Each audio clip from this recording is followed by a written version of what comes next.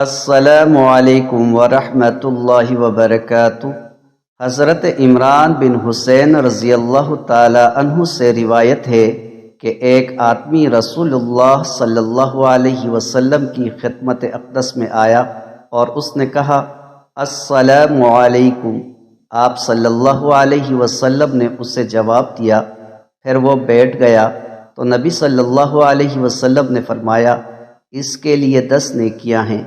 پھر دوسرا شخص آیا اور اس نے کہا السلام علیکم ورحمۃ اللہ۔ آپ صلی اللہ علیہ وسلم نے اسے جواب دیا۔ جب وہ بیٹھ گیا تو آپ صلی اللہ علیہ وسلم نے فرمایا اس کے لیے 20 نیکیاں ہیں۔ پھر ایک اور شخص آیا اور اس نے کہا السلام علیکم ورحمۃ اللہ وبرکاتہ۔ آپ صلی اللہ علیہ وسلم نے اسے جواب دیا۔ جب وہ بیٹھ گیا تو آپ صلی اللہ علیہ وسلم نے فرمایا اس کے لیے 30 نیکیاں ہیں۔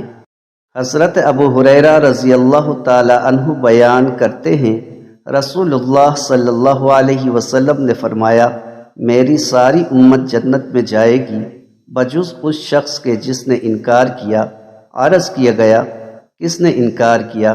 آپ صلی اللہ علیہ وسلم نے فرمایا جس شخص نے میری اطاعت کی وہ جنت میں جائے گا، اور جس نے میری نافرمانی کی گویا اس نے انکار کر دیا۔